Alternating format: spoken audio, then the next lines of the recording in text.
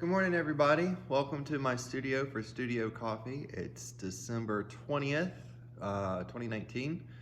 And it's now as obviously getting close to the end of the year. I've got my coffee today is actually one of my own steins. It was the first thing I picked up on the way out this morning, and I wanted a lot of coffee today because I've got a pretty big day ahead of me, so I got the big one out. I've been working on these lidded jars, which I was working on this week. This is the last thing that I was working on and wanting to make before the end of the year, and so I just got them done today. I just got the lids finished. I really enjoyed making them. I'm going to definitely make some more in the new year, and I'll probably post some videos showing you some stages of how to make those. But I'm, just winding down the studio today before I do some other things, getting ready for the holidays next week. I'm going to take next week off from the studio, not come back until after New Year's, and then really crank. So today I was just trying to think about things to talk about. I think thinking about the end of the year and the kinds of reflections that go on at the end of the year. I know, like for a lot of businesses, there's a lot of, at least what I think about it as a time to kind of reflect back on what was good in the last year, what could I do better in the last year, in the next year, and to take some notes and, what's working and try to lean into those things, try some new things as well. I certainly encourage everybody to do that, business or otherwise, but one of the things also that I often think about is letting the time, allowing myself the time to let things happen. So I've been obviously making work for a long time and making pots for a long time, but just about a little over a year ago, I really started to lean back into a kind of determination of trying to kind of build up the business for the pottery, and started to do some bigger shows like the American Craft Council show in Atlanta I did last year. This year, actually in February, I'll be doing the American Craft Council show in Baltimore, which I'm super excited about. So I have a lot to get ready there. But in a way, I kind of thought of that as resetting the clock. So I'm kind of thinking of this as the last, or the first year, the end of the first year of me really kind of, being very specific about trying to grow the pottery business. I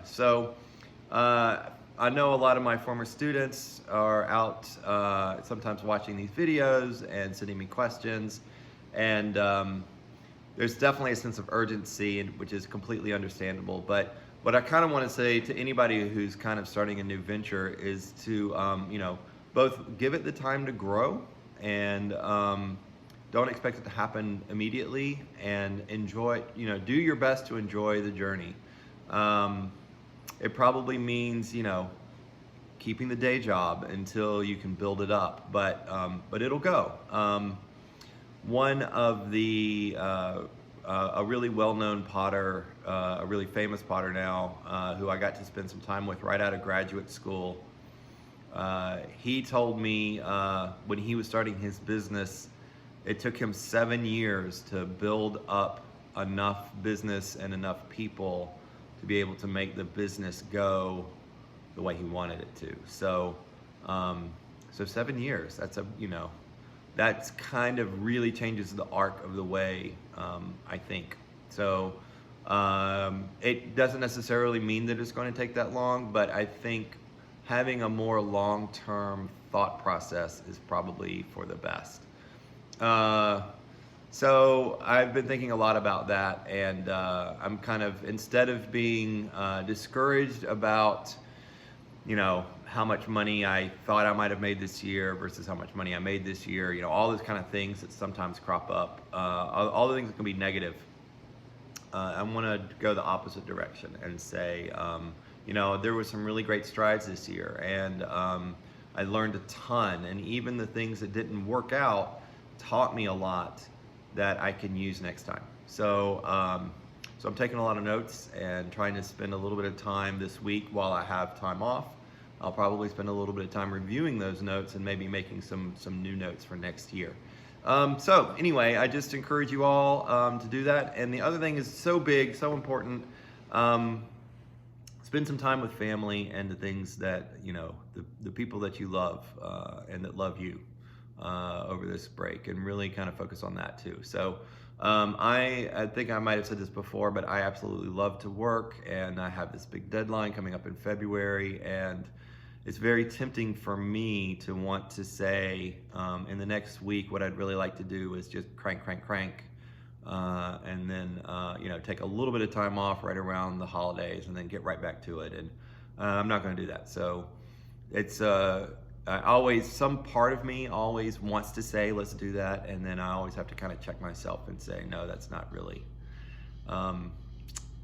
that's not going to serve me very well. I don't want to become too intimidated by the tyranny of the everyday. So I'm going to break that, and I encourage you to do that too. For a lot of people, Christmas is very stressful, and so I'm going to try to lean in and help the people who are feeling stressful around me, and also just have a little bit of breathing space to think about other things. So anyway, that's it for me, and I will not be doing another video next week. As I said, I'll be off, and then I will see you in the new year in 2020. So have a fantastic Christmas break if you have one coming up, and take care of yourselves, and I'll see you in the new year. Bye.